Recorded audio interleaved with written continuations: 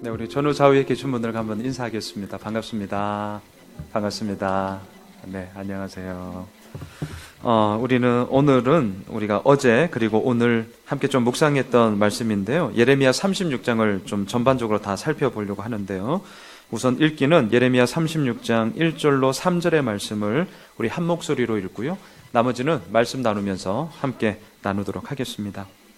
예레미야 36장 1절로 3절이고요. 큐티책은 어제 본문과 오늘 본문 보시면 되겠습니다. 우리 1절로 3절의 말씀요. 한 목소리로 함께 읽도록 하겠습니다. 시작. 유다의 요시야 왕의 아들 여호야김 제4년에 여호와께로부터 예레미야에게 말씀이 임하니라. 이르시되 너는 두루마리 책을 가져다가 내가 내게 말하던 날 곧 요시야의 날부터 오늘까지 이스라엘과 유다와 모든 나라에 대하여 내가 내게 일러준 모든 말을 거기에 기록하라. 유다 가문이 내가 그들에게 내리려 한 모든 재난을 듣고 각기 악한 길에서 돌이키리니 그리하면 내가 그 악과 죄를 용서하리라 하시니라. 아멘. 오늘은 예레미야 기록하다. 예레미야 기록하다라는 제목으로 하나님의 말씀 나누도록 하겠습니다. 예레미야의 전체적인 흐름에서요. 예레미야 34장에서 38장은 바벨론에 의해 예루살렘이 함락되기 직전에 있었던 주요 사건들을 기록하고 있습니다. 예레미야 34장에서는 남유다의 마지막 왕이었던 시드기야가 노예 해방을 약속합니다. 하지만 포위하고 공격하고 있던 이 바벨론 군대가 애굽 군대가 이 바벨론을 공격한다는 소식을 듣고 철수를 하거든요.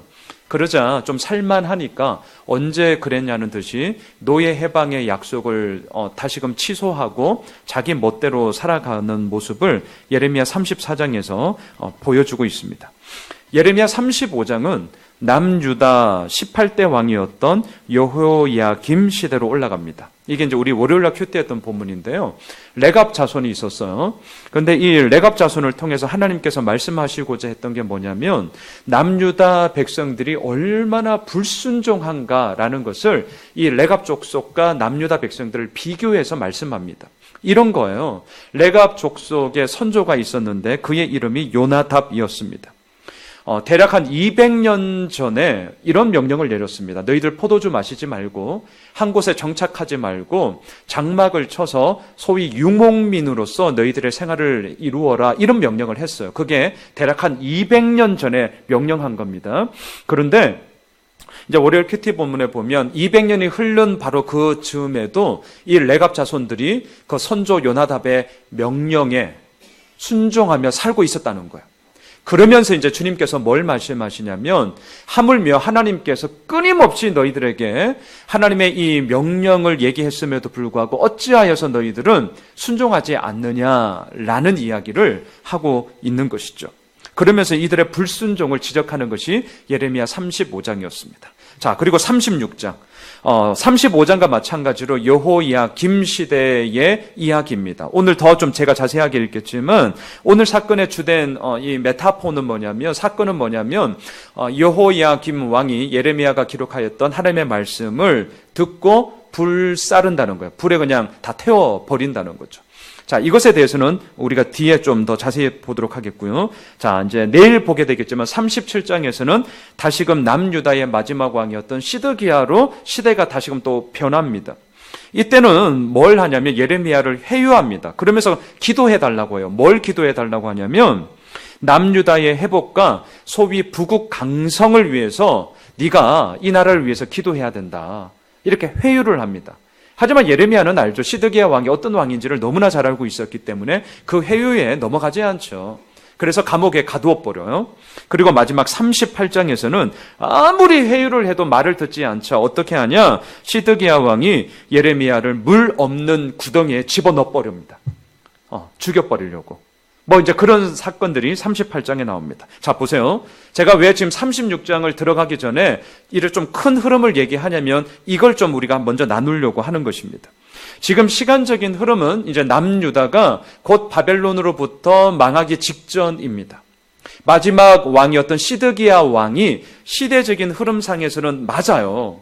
그런데 이제 오늘 우리가 36장을 보게 되겠지만 35장과 36장은 마지막 왕이었던 시드기야 왕 때가 아니라 시드기야의 전전 왕이었던 18대 왕 여호야김 왕의 이야기를 그 사이에 딱 집어넣고 있더라는 거죠. 자, 이게 이제 의도인데 예레미야서가 우리들에게 이제 의도를 가지고 이렇게 기술을 하고 있는데 이거예요. 우선은 시간적인 흐름상 왜 왔다 갔다 하냐는 거예요. 그냥 쭉 흐름대로 여호야김 왕 얘기했다가 이제 그 왕 이제 죽고 지나갔으니까 마지막 왕 시드기야 왕 때 이야기 쭉 연결시키면 역사적인 흐름에서는 얼마나 자연스럽습니까? 근데 왜 자꾸 왔다 갔다 하냐는 거죠. 조금 이렇게 어긋나게 35장, 36장, 37장, 38장 이렇게 왔다 갔다 하냐는 거예요. 자, 왜 이렇게 구성되었는가? 바로 그 의도를 우리들에게 보라는 거예요. 왜 왔다 갔다 하느냐? 한마디로 말하면 자연스럽지 않잖아요. 좀 어긋나 있잖아요. 이것은 뭘 얘기하느냐? 남유다가 이만큼 자연스럽지 않다는 거예요. 어긋나 있다는 거죠. 하나님과의 관계 속에서 하나가 되지 못하고 엉뚱한 방향으로 패역함과 무능함과 실패 속에서 허우적대는데도 불구하고 온전히 하나님만을 바라보지 못하고 세상 가운데 그저 살아가고 있는 모습. 얼마나 어긋나 있냐, 얼마나 어색하냐. 근데 이게 지금 남유다 백성의 형편이다라는 것을 흐름에서도 우리들에게 이야기를 하고 있는 것입니다. 이것에 대해서 35장, 36장이 대표적인 사건이었다는 거예요. 레갑 족속과 비교하여서 얼마나 불순종하는지, 그리고 더 나아가서는 오늘 보면 이제 36장 기록된 하나님의 말씀을 불태워버리는 이 여호야김의 무능함과 불순종함이 결국 남유다가 망하게 된 원인이야 라는 것을 얘기하고 있다라는 것이죠. 저는 이 말씀을 계속 어제부터 계속 묵상하면서 영화 1987이 생각났습니다. 혹시 보신 분 계세요? 영화 1987? 1987년 6월 소위 민주화 항쟁의 도화선이 된 박종철 고문치사 사건이 이제 1월 달에 시작이 되죠. 물론 이 영화도 그 사건으로 시작이 되어집니다. 여러분들 잘 아시겠지만 책상을 탁 치니 어떻게 됐대요? 억하고 죽었. 말도 안 되는 소리를 하고 있는 거죠. 단순 쇼크사로 고문치사 사건을 덮으려고 한 것 아니겠습니까? 하지만 고문으로 죽게 된 것이 알려졌고 당시 전두환 정권이 대통령 직선제를 요구하는 헌법 개정을 금지하는 4.13 호원 조치를 다시 발표하게 되죠. 그러면서 이제 뭐 전국적으로 소위 이제 넥타이 부대까지 다 아마 이 자리에 있는 계신 우리 형님들, 누님들은 뭐 저보다 더 87년이면 실은 저는 이제 5학년 때거든요. 근데 데모했던 게 저도 기억나요. 왜냐하면 제가 대구 경북대학교 바로 후문에 살았어요. 엄청나게 그때 상가 2층에 이제 교회 제가 말씀드렸죠. 한켠에 우리 집이 있었는데 그때 엄청나게 그 데모했던 형님 누님들 저희들이 많이 이렇게 문 딱 닫아주고 빨리 돌아오라고 해서. 왜냐하면 저희 경대 후문이어서 장난 아니었거든요. 체류탄 뭐 매일 터지고 제 기억이 생생해요. 하여튼 그럴 때 6월 10일 민주화 항쟁이 전국적으로 이루어지지 않았습니까? 자, 그러면서 영화를 보면 이런 대사가 있어요. 이렇게 한다고 세상이 달라집니까? 라고 이제 그 나오는 한 이제 그 인물이 이런 얘기를 해요. 되게 회의적으로. 왜냐하면 절대 권력 앞에서 너무나도 힘이 없었기 때문이죠. 하지만 우리가 잘 아는 것처럼 이러한 전국적인 민주 항쟁을 통해서 결국 6.29 선언이 이루어지잖아요. 대통령 직선제가 이루어지는 것 아니겠습니까? 달라지지 않을 것 같았지만 결국 세상이 달라지게 된 거죠. 왜? 진리가 결국 승리한다는 것을 우리 이 한국 현대사에서도 볼 수 있는 것 아니겠습니까? 자, 왜 제가 이 1987이 생각났느냐? 오늘 예레미야 36장을 그림으로 그리면 요거와 똑같아요. 자, 제가 한번 그림으로 한번 표현해 볼게요. 풍전등화와 같은 남유다가 있습니다. 그리고 무너져 가고 있는 나라를 향해서 이렇게는 안 됩니다 라고 소리치고 있는 정의의 목소리가 있습니다. 근데 이 목소리가 되게 약해 보였지만 아니요, 이게 진실이었고 진리였기 때문에 점점 더 많은 사람들로부터 동조가 이루어지고 있고 동의가 이루어지게 되더라는 거죠. 그런데 정작 권력은 콧방귀를 끼고 있다는 거예요. 마치 1980년대 전두환 정권처럼 무시합니다. 자신들이 가지고 있는 기득권을 유지하기 위해서 온갖 술수를 다 쓰고 있습니다. 이게 36장의 그림이에요. 그리고 마지막에 어떻게 되느냐? 그럼에도 불구하고 진실은 승리해요. 진리는 승리해요. 왜? 불태웠던 두루마리채 하나님의 말씀이 다시금 예레미야를 통하여서 기록되는 것을 통해 우리들에게 진리는 승리한다는 것이 36장의 결론이기 때문입니다. 자, 이게 오늘 이제 우리가 보고자 하는 그림인데 두 가지로 제가 정리를 할게요. 두 가지 기둥을 세워놓고 이제 보겠습니다. 하나는 기록과 낭독, 두 번째는 상이한 반응들. 이렇게 좀 나누어서 오늘 본문을 좀 입체적으로 보겠습니다. 먼저 기록과 낭독인데요. 다시 한번 1절을 한번 보시겠습니까? 우리 1절 같이 읽겠습니다. 시작. 유다의 요시야 왕의 아들 여호야김 제4년에 여호와께로부터 예레미야에게 말씀이 임하니라 이르시되. 자, 두 가지를 지적합니다. 자, 첫 번째 뭘 지적하느냐? 1절을 잘 보시면 요시야 왕의 아들 여호야김 이렇게 소개하고 있습니다. 그냥 직접적으로 유다 왕 여호야김 이렇게 해도 되거든요. 그런데 이제 예레미야서의 이제 의도가 여기에 있는 거죠. 아버지 요시야 왕을 함께 언급하는 것은 물론 여호야김의 왕의 정통성을 이야기하는 것일 수도 있지만 오늘 본문의 문맥을 볼 때는 아버지와 아들을 대조시키는 겁니다. 아버지와 아들을. 자, 그렇다면 아버지 요시야는 누구였길래? 다윗, 히스기야와 함께 이 이스라엘의 3대 선왕으로 칭송받던 사람이 바로 요시야 왕이었습니다. 열왕기하 27장 이하를 보면 예루살렘 성전을 수리하였고요. 우상을 척결합니다. 그리고 율법을 가르쳤고요. 언약을 갱신합니다. 소위 남유다의 종교 개혁을 일으켰던 왕이 요시야 왕이었습니다. 그런데 아들 여호야김은 어떻습니까? 오늘 본문에서 하나님의 말씀이 기록된 두루마리 책을 불태워버립니다. 아버지를 조금이라도 닮았으면 참 좋았을 텐데 달라도 너무 다른 거예요. 그럴 수 있더라고요. 그 아버지의 그 아들일 수도 있지만 또 때로는 아닌 경우도 많이 있음을 또 보게 되는 것이죠. 아버지와 아들이 달라도 너무 다릅니다. 또 두 번째로 오늘 1절에 보시면 여호야김 제4년에 이렇게 배경을 의미하고 있습니다. BC 605년입니다. 당시 고대 근동의 패권은 바벨론에게 거의 넘어갔습니다. 바벨론이 주도권을 가지고 있던 시대였습니다. 또한 남유다는 이때 BC 605년에 1차 바벨론 침공을 당합니다. 많은 사람들이 죽었고요. 또 많은 사람들이 이때부터 바벨론의 포로로 끌려가기 시작했습니다. 지금 이 여호야김 제4년은 바로 바벨론의 침공 직후에 큰 피해를 입었던 바로 그 상황에서 이 36장이 기록되어져 가고 있을 때입니다. 한마디로 말하면 나라가 이제 기울어져 가고 있던 때죠. 자, 바로 이때 하나님의 말씀이 예레미야에게 임하는데요. 2절을 보시죠. 다시 한번 2절 읽겠습니다. 시작. 너는 두루마리 책을 가져다가 내가 내게 말하던 날, 곧 요시야의 날로부터 오늘까지 이스라엘과 유다와 모든 나라에 대하여 내가 내게 일러준 모든 말을 거기에 기록하라. 예레미야가 선지자로 부름을 받았던 때가 요시야 왕이고 지금 여호야김 제4년까지 쭉 사역을 하고 있잖아요. 대략 23년입니다. 23년간 요시야의 날로부터 오늘까지 이 기간이 대략 23년. 그럼 생각해 보세요. 23년 동안 사역을 하면서 하나님의 말씀이 예레미야에게 임하니라 얼마나 많은 말씀이 예레미야에게 임했겠습니까? 그러한 것들을 지금 일러준 모든 말들을 너가 이제는 기록을 하라는 거죠. 중요한 것은 많다고 하여서 적당히 넘어가면 안 되잖아요. 그래서 2절에 잘 보시면 두 번 반복되는 문장이 있어요. 2절을 잘 보세요. 한글에서는 조금 다르게 번역했지만 내가 내게 말하던, 또 뒤에 보시면 뭐죠? 내가 내게 일러준. 원어로는 똑같은 말이에요. 그냥 한글로만 조금 다르게 번역했을 뿐이죠. 왜 하나님은 이런 같은 말을 두 번이나 반복하느냐? 이유는 간단합니다. 네가 23년 동안 사역을 하면서, 소위 저도 마찬가지지만 본인의 경험이 있잖아요. 그리고 목회하면서 쌓였던 그 경험으로 말미암아 자기가 가지고 있는 프레임이 어쩔 수 없이 있어요. 저도 있거든요. 어쩔 수 없이 있어요. 프레임이.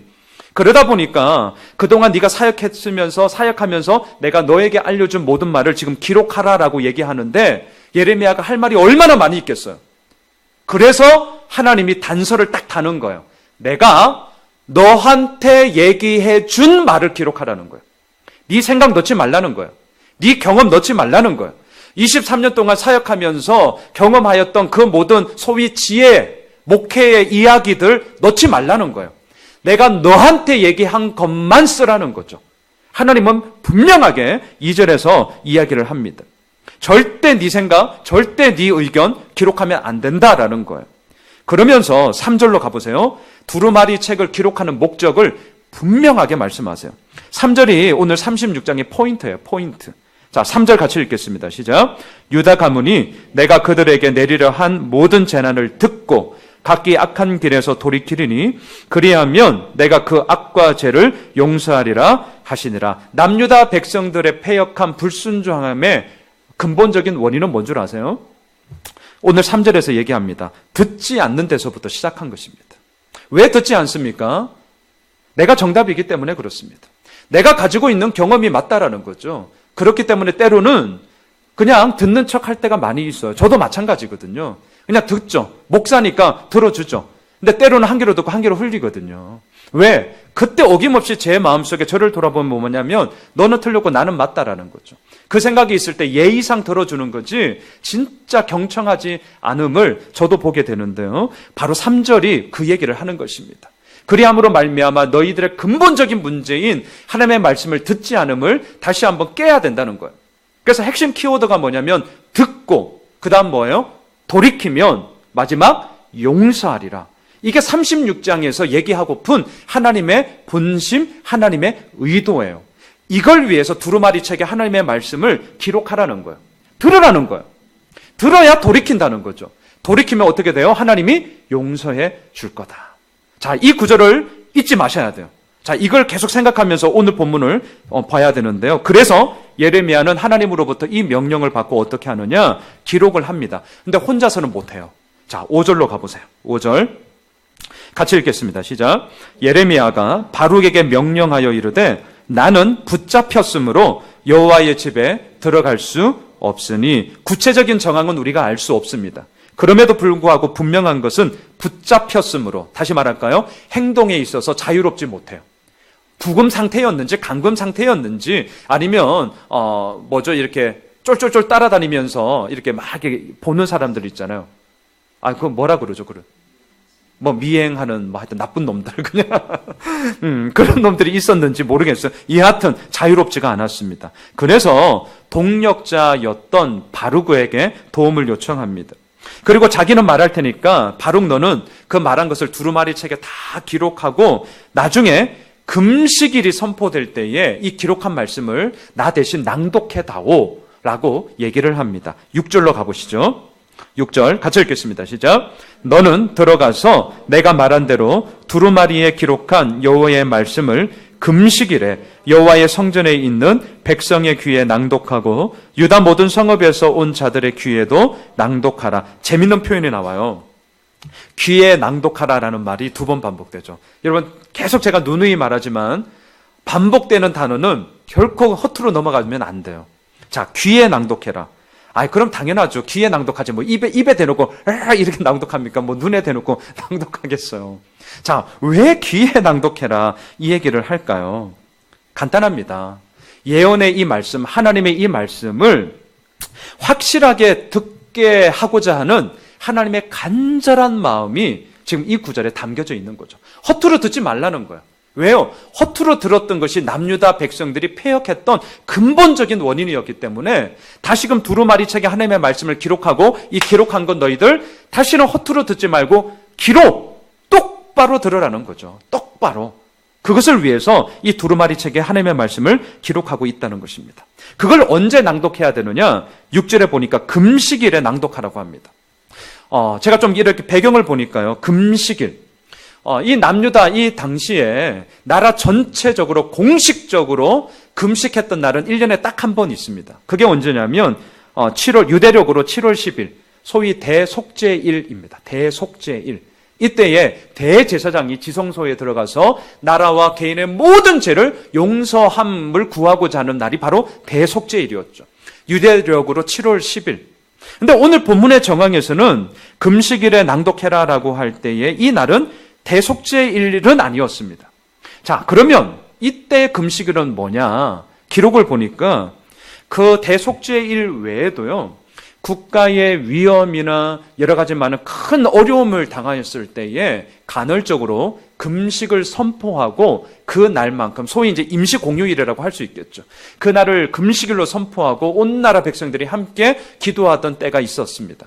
자, 오늘 본문에 나오는 바로 금식일은 바로 그때입니다. 왜? 지금 바벨론의 1차 침공으로 인하여서 수많은 사람들이 죽었고 수많은 사람들이 이미 포로로 끌려갔기 때문에 풍전등화와 같은 나라의 이 상황에서 그저 있을 수가 없었던 것이죠. 그래서 국가의 위기 상황에서 금식일이 선포되었습니다. 그때가 언제냐? 9절로 가보세요. 9절 함께 읽겠습니다. 시작. 유다의 요시야 왕의 아들 여호야김의 제5년 9월에 예루살렘 모든 백성과 유다 성읍들에서 예루살렘에 이른 모든 백성이 여호와 앞에서 금식을 선포한지라. BC 604년 9월에 금식일이 선포되었습니다. 자, 그러자 바룩은요, 예레미야의 말을 따라 예루살렘 성전에서 두루마리 책을 낭독하게 됩니다. 마치 민주화 항쟁을 할 때 시국 선언을 하는 것과 똑같은 거죠. 80년대 명동성당이 주로 본거지 아니었습니까? 아니면 종로에 있는 정동 감리교회인가요? 제 기억으로는 좀 그런데 하여튼 그 종로에 있는 그쪽을 이제 모판으로 하여서 시국 선언이 한참 이루어졌던 것과 똑같은 거예요. 자, 10절로 한번 가보세요. 10절. 같이 읽겠습니다. 시작. 바룩이 여호와의 성전 윗들 곧 여호와의 성전에 있는 새 문어기 곁에 있는 사반의 아들 서기관 그마랴의 방에서 그 책에 기록된 예레미야의 말을 모든 백성에게 낭독하니라. 자, 여러분 지방선거를 이제 우리가 앞두고 있는데 어때요? 각 당마다 후보들이 나오고 있습니다. 자, 이들이 출마할 때 이제 지방선거 출마할 때 어디서 출마 이렇게 선언을 합니까? 나름 그 지역에 역사적인 의미가 있는 공간이나 아니면 모든 사람들에게 좀 의미를 가지고 있는 공간에서 그 앞에서 뭐 도청이든 시청이든 뭐 이제 그런 데서 본인의 이제 출마 선언을 하는 거죠. 중요하거든요. 아무 데서 하는 거 아니잖아요. 되게 중요한 거죠. 자, 10절에 보면 바룩이 대략 한 1년 8개월 동안 예레미야를 통해 두루마리 책에다가 하나님의 말씀을 기록하고 난 이후에 드디어 금식일이 선포되면서 이 말씀을 낭독해야 되는데 어디서 낭독할 거냐는 거죠. 다시 말할게요. 시국선언해야 되는데 시국선언을 어디서 해야 되느냐? 이게 이제 두 번째 이제 숙제가 되는 거죠. 자, 그때 10절에 보면 어디서 하느냐면 여호와의 성전, 예루살렘 성전입니다. 거기에 서기관들, 당시의 건물을 보면 성전 주변으로 서기관의 소위 사무실들, 집기, 그리고 행정적인 업무를 보는 그런 사무실들이 쫙 이렇게 나열되어져 있었어요. 바로 그 가운데서도 그마랴라는 사람의 방에서 시국선언을 이제 낭독을 하게 된 거예요. 자, 궁금했어요. 바룩은 낭독하는 게 쉽지 않았을 것입니다. 왜냐하면 두루마리 책에 기록된 내용이 결코 여호야김 왕이 들었을 때의 호의적인 내용이 아니었기 때문입니다.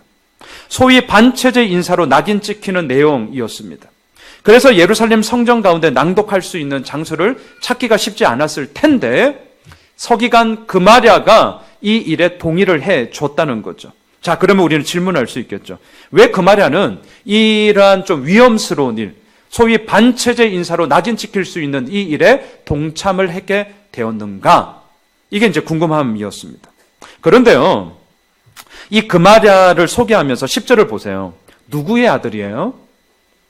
네, 사반의 아들이죠. 사반. 이게 이제 우리에게 힌트를 주는 거예요. 그래서 찾아봤어요. 도대체 그러면 이 아버지 사반은 누구냐? 기록을 보니까 요시야 왕 때 왕을 보좌하던 서기관이었습니다. 그런데 더 중요한 건 뭐냐면 특별히 열왕기하 22장 8절을 보면 예루살렘 성전 수리 중에 발견한 율법책이 있었는데 이거를 누가 낭독했냐면 사반이 낭독했어요. 이 그마랴의 아버지였던 사반이 율법책을 낭독했더라고요. 자, 이러한 배경이 사반의 아들 그마랴에게도 동일하게 흘러갔던 것 같습니다. 그래서 바룩이 하나님의 말씀을 지금 낭독해야 되는데 시국선언을 해야 되는데 위험한 일임에도 불구하고 그마랴가 동의했던 것은 자기 아버지 사반을 떠올랐던 게 분명해요. 그래서 오늘 이 예레미야에서도 사반의 아들 그마랴라고 얘기를 하고 있게 된 것이죠. 자, 이처럼 예레미야는 하나님의 말씀을 들었고 그 들은 말씀을 바룩을 통하여서 두루마리 책에 기록함으로 말미암아 모든 이들에게 다 공유하는 그런 하나님의 일하심을 행하고 있습니다. 첫 번째 기록이에요. 기록. 여러분, 기록은 함께 공유하고자 함인 것이죠. 기록은 잊지 말자는 것이죠. 그리고 기록을 통하여서 그 하나님의 살아있는 말씀이 시대가 흘러도 기록은 남아있기 때문에 많은 사람들로 하여금 그 살아있는 말씀이 흘러가게끔 하나님은 역사하셨습니다. 자, 두 번째. 그럼에도 불구하고 오늘 본문 이하를 보면 상이한 반응이 두 개로 나옵니다. 자, 11절로 26절까지를 보면 반응이 두 가지로 나뉘어지는데요. 첫 번째는 당시 높은 지위에 있던 고관들의 반응을 먼저 보겠습니다. 14절로 넘어가 보세요. 14절입니다. 함께 읽습니다. 시작. 이에 모든 고관이 구시의 증손 셀레마의 손자 느다냐의 아들 여후디를 바룩에게 보내 이르되 너는 백성의 귀에 낭독한 두루마리를 손에 가지고 오라. 네리야의 아들 바룩이 두루마리를 손에 가지고 그들에게 오니. 자, 고관들이 모여 있었습니다. 제가 앞부분은 조금 생략을 했는데 스킵했는데요. 이 고관들이 모여 있을 때에 한 사람이 와서 지금 이러한 일들이 일어났습니다. 시국선언이 이루어졌습니다. 지금 온 이제 예루살렘 성전에 그때 그 말씀을 들었던 사람들 속에 지금 여론이 막 웅성웅성됩니다. 이 얘기를 이제 고관들이 들은 거예요. 가만히 있을 수가 없잖아요. 누가 그런 거 했니? 바룩이라는 사람이 낭독하던데요. 그래? 그럼 빨리 바룩 데리고 와. 두루마리 책 갖고 오라 그래. 그러면서 보냈던 사람의 이름을 보세요. 14절에 보면 누구를 보내요? 여후디를 보내요. 근데 여후디를 보내는데 재밌는 것은 뭐냐면 여후디의 증조 할아버지부터 소개하고 있어요. 그렇죠. 구시의 증손 셀레마의 손자 할아버지, 또 아버지 느다냐의 아들 여후디를, 이런 걸 그냥 흘려보내지 마세요. 자, 왜 이렇게 증조 할아버지가 누구며 할아버지가 누구며 아버지가 누구며 여후디를 보냈는가? 한마디로 말할까요? 아무나 보내지 않았다는 거예요. 어려운 건 아니고 아무나 보내지 않았다는 거예요. 다시 말할까요? 신중함을 가지고 지금 이 시국선언 앞에 고관들이 어떻게 반응하는지를 이 한 사람을 택하는 것에서부터 이들의 마음의 작동함을 지금 보게 되는 거죠. 이게 보통 일이 아니라는 거예요. 그냥 흘려보낼 일이 아니라는 거죠. 제가 좀 나쁘게 말하면 어떤 미친놈 한 놈이 그냥 막 이렇게 그냥 짓거리는 이야기가 아니라 남유다 이 풍전등화와 같은 이 나라의 이 상황 가운데 하나님의 적실한 말씀이 지금 선포되고 있으니 이것을 그냥 흘려보낼 수 없다. 이거는 하나님의 살아있는 말씀이다 라고 고관들이 직감한 거죠. 그리고 그 마음으로 여후디 이 한 사람을 선택해서 빨리 바룩을 데리고 오라라고 얘기를 합니다. 자, 바룩이 왔어요. 15절로 보시죠. 15절 같이 읽겠습니다. 시작. 그들이 바룩에게 이르되 앉아서 이를 우리 귀에 낭독하라. 바룩이 그들의 귀에 낭독하며. 여러분, 예레미야 36장에서는 귀에 낭독해라, 귀에 낭독해라 이라는 말이 계속 나옵니다. 이것도 중요합니다. 왜요? 듣지 않았거든요. 이들은 듣지 않았습니다. 그래서 귀에 낭독해라, 귀에 낭독해라. 하나님의 간절한 마음이 계속 지금 흘러가고 있는 거예요. 오늘 말씀의 포인트는 뭐냐면 결국 저 오늘 설교 결론도 이렇게 얘기하겠지만 듣지 않았다는 거예요. 듣지 않았다. 이게 문제였거든요. 자, 15절을 보면 바룩을 초대했어요. 고관들이. 근데 그 다음 첫 번째 뭐라고 얘기하냐면 앉아서 이를 얘기해라라는 거예요. 앉아서. 이게 되게 중요한 겁니다. 뭐 서서 하든 앉아서 하든 뭐가 그렇게 중요해요? 아니요. 이 당시에는 되게 중요한 이야기예요. 왜 앉아서 이렇게 얘기하느냐? 이 원어의 뉘앙스를 제가 살리면 이겁니다. 바룩이요, 앉아서 낭독해 주십시오. 이게 원어를 직역하면 이런 뉘앙스를 갖고 있어요. 그렇기 때문에 무슨 말이냐? 이들은 고관임에도 불구하고 높은 지위에 있는 중추적인 역할을 하는 사람임에도 불구하고 바룩을 그냥 허접한 한 사람으로 그냥 뭐 시국선언 했다는데 뭐 좀 웅성웅성 되니까 여론몰이 하니까 뭐 어디 한번 뭐 누구나 보자 이런 마음으로 한 게 아니라 진정성을 가지고 이 사람을 대했구나라는 것을 우리가 여기서 발견하게 되는 것이죠. 그리고 나서 이들의 태도가 어떠냐면 바룩이 낭독하는 말씀을요 끝까지 다 듣습니다. 그게 어디에 나오느냐? 16절에 나옵니다. 자, 16절 계속 읽겠습니다. 시작. 그들이 그 모든 말씀을 듣고 놀라 서로 보며 바룩에게 이르되 우리가 이 모든 말을 왕에게 아뢰리라. 모든 말씀을 들었고 모든 말을 왕에게 아뢰겠다는 거예요. 지금 이들의 태도가 보이시죠? 왜 왕에게 아뢰겠다고 하느냐? 바룩 너 고발할 거야! 이런 나쁜 마음이 아니에요. 고관들은 이 말에 대해서 진정한 하나님의 말씀임을 깨닫게 되었고, 또한 왕을 보좌하고 국정을 돌보는 자로서 남유다가 망하더라도, 막말로 망하더라도 이렇게 망해서는 안 된다는 것을 알게 되었던 것이죠. 그래서 진정으로 나라를 걱정하는 마음으로 정말 마지막 도리로서, 신하의 도리로서 내가 이 모든 말을 우리가 왕에게 아랠 거다라고 얘기를 합니다. 하지만 한편으로는 이 두루마리 책을 기록한 예레미야와 바룩이 걱정되었어요. 왜? 여호야김 왕이 얼마나 못된 왕인지를 이 고관들도 알고 있었기 때문이죠. 그래서 어떻게 하느냐? 19절로 가보세요. 19절 같이 읽겠습니다. 시작. 이에 고관들이 바룩에게 이르되 너는 가서 예레미야와 함께 숨고 너희가 있는 곳을 사람에게 알리지 말라 하니라. 네, 숨으라는 거야. 너희가 이 낭독한 말을, 있는 모든 말을 내가 다 우리가 왕에게 아랠 거니까 너는 빨리 가서 숨어라. 여호야김 왕이 어떻게 할지 모른다. 그러니까 너는 숨어라. 우리가 하겠다. 자, 이렇게 되어 있습니다. 자, 두 번째. 이 고관들의 반응이 이러하다면 이제 여호야김 왕의 반응을 한번 보겠습니다. 자, 21절, 22절로 가보세요. 여호야김 왕의 반응이 이렇습니다. 21절, 22절 두 절 같이 읽겠습니다. 시작. 왕이 여우디를 보내어 두루마리를 가져오게 하매 여우디가 서기관 엘리사마의 방에서 가져다가 왕과 왕의 곁에 선 모든 고관의 귀에 낭독하니 그때는 9째 달이라. 왕이 겨울 궁전에 앉았고 그 앞에는 불 피운 화로가 있더라.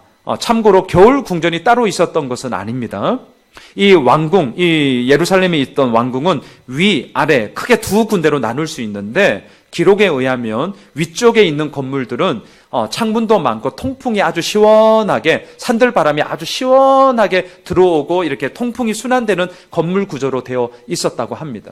그러니까 여름에는 어디에 주로 있겠어요? 집무실이 당연히 위쪽에 있겠죠. 그럼 반대로 아래쪽은 어떠냐? 창문이 거의 없고요. 물론 출입문은 당연히 있었겠죠. 하지만 출입문만 이렇게 이렇게 닫아도, 그리고 하루에서 이제 따뜻한 불을 피워도 온기가 모든 공간 안에 잘 전달되어질 수 있는 구조로 만들었다고 합니다. 그러니까 겨울 궁전, 이거는 다른 궁전이 아니라 원래 살고 있던 데서 아랫동네, 그러니까 아랫집 이렇게 생각합니다. 아랫집, 윗집 할 때 아랫집이었습니다. 자, 그 앞에 이제 앉아 있었는데요. 23절로 가보세요. 이 말씀을 이제 다 들었어요. 다 듣고. 다 들은 건 아니네요. 들으면서 어떻게 반응하느냐? 자, 23절 같이 읽겠습니다. 시작. 여우디가 서너 쪽을 낭독하면 왕이 칼로 그것을 연하여 베어 화로불에 던져서 두루마리를 모두 태웠더라. 고관들의 반응과는 너무 다르죠. 고관들은 어떻게 했습니까? 처음부터 끝까지 중간에 끊지 않았어요. 모든 말을 다 듣고, 성경에 나왔습니다. 모든 말을 듣고 모든 말을 왕에게 아뢰리라. 이렇게 얘기했어요. 그런데 23절에 보면 여호야김 왕은 달라도 너무 달라요. 손도 쪽 딱 들었어요. 심기가 불편해. 어떻게 합니까? 우리 한글에는 너무 좀 어렵게 해석했어요. 칼로 그것을 연하여 베어. 뭔 말이에요? 연하여 베어. 그래서 제가 원어를 보니까 연하여라는 말이 찢어버린다는 뜻이었어요. 찢어버린다.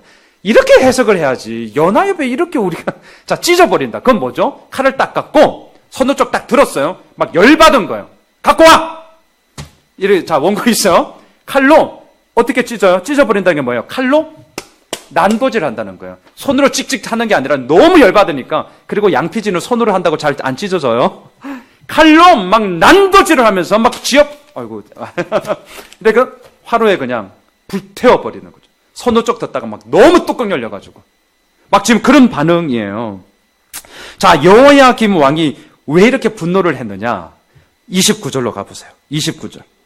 여호야김 왕의 분노의 이유가 바로 여기에 있습니다. 자, 29절 함께 읽겠습니다. 시작.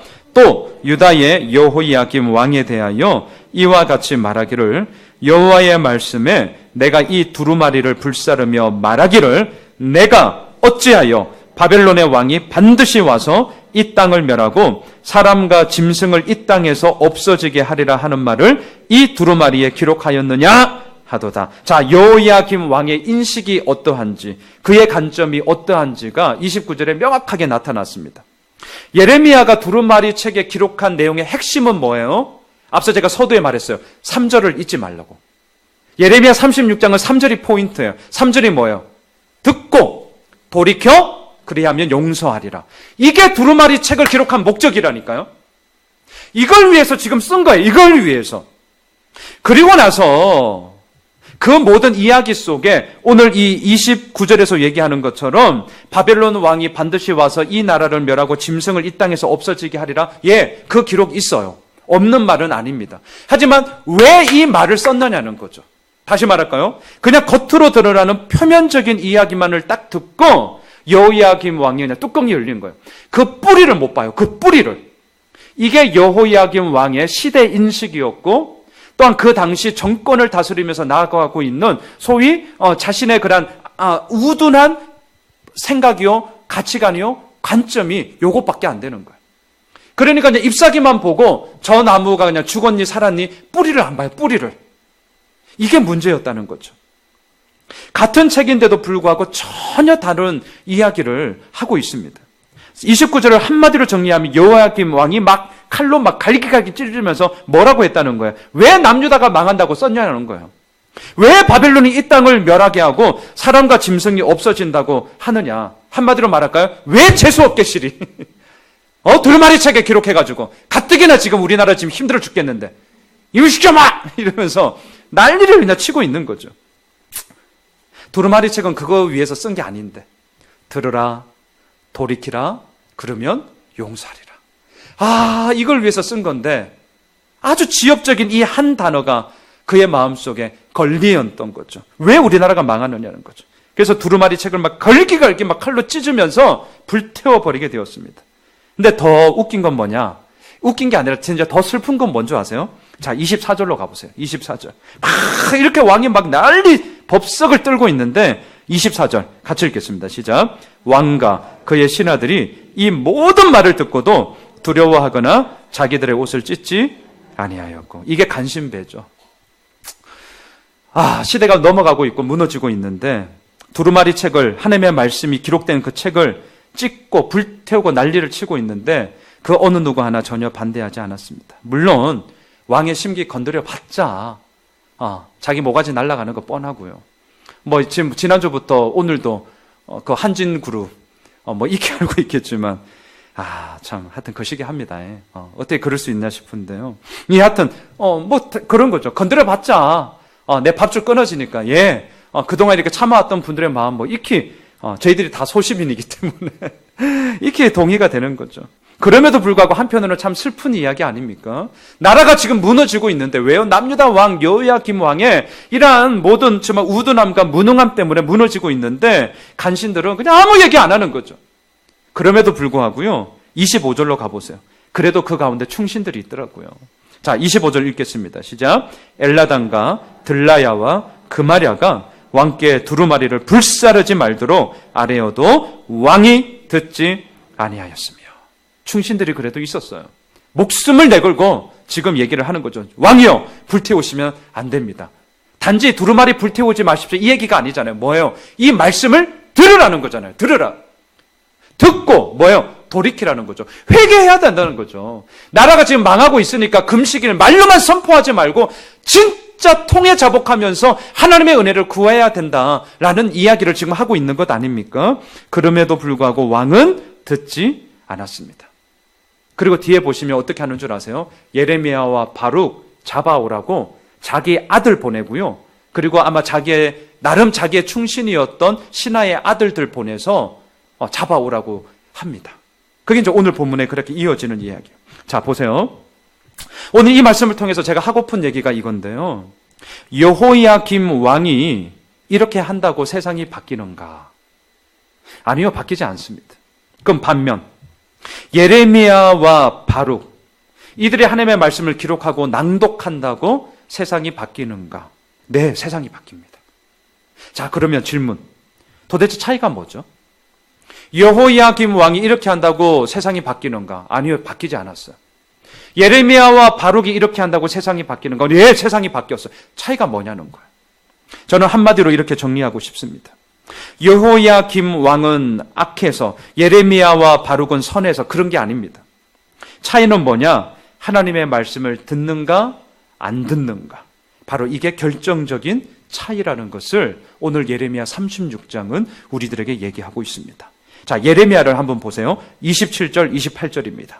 27절 28절 같이 읽습니다. 시작. 왕이 두루마리와 바룩이 예레미야의 입을 통해 기록한 말씀을 불사른 후에 여호와의 말씀이 예레미야에게 임하니라. 이르시되 너는 다시 다른 두루마리를 가지고 유다의 여호야김 왕이 불사른 첫 두루마리의 모든 말을 기록하고, 하나님의 말씀이 계속해서 임했고 예레미야는 들었습니다. 반면 여호야김 왕을 한번 볼까요? 31절로 가시죠. 31절, 오늘 본문의 마지막입니다. 함께 읽습니다.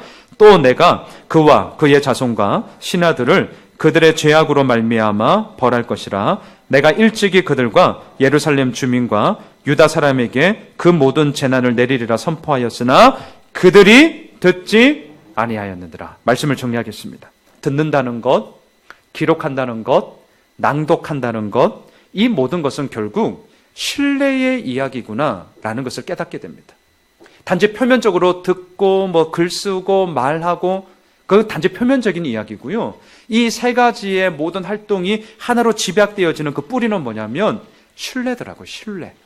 다시 말할까요? 예레미야는 들었고요. 바룩을 통해 기록했고요. 낭독했습니다. 왜? 하나님을 신뢰했고 하나님에 대한 전적인 믿음이 예레미야와 바룩에게 있었기 때문에.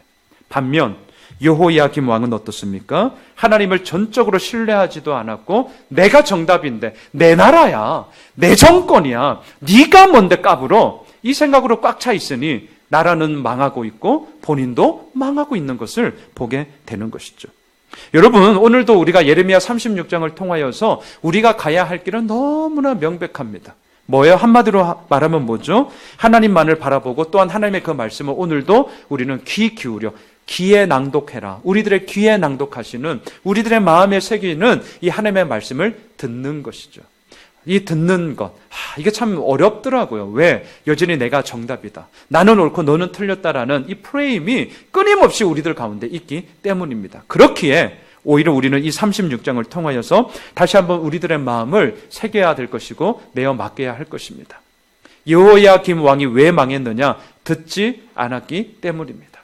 우리가 이것을 좀 반면교사 삼아 오늘도 우리에게 말씀하시는 주의 말씀에 귀 기울이기를 원하고요. 정말 제가 큐티 하는데 진짜 하나님의 말씀을 묵상하는 것, 그것이 우리가 경청하는 것이고 듣는 것 아니겠습니까? 날마다 하더라고요.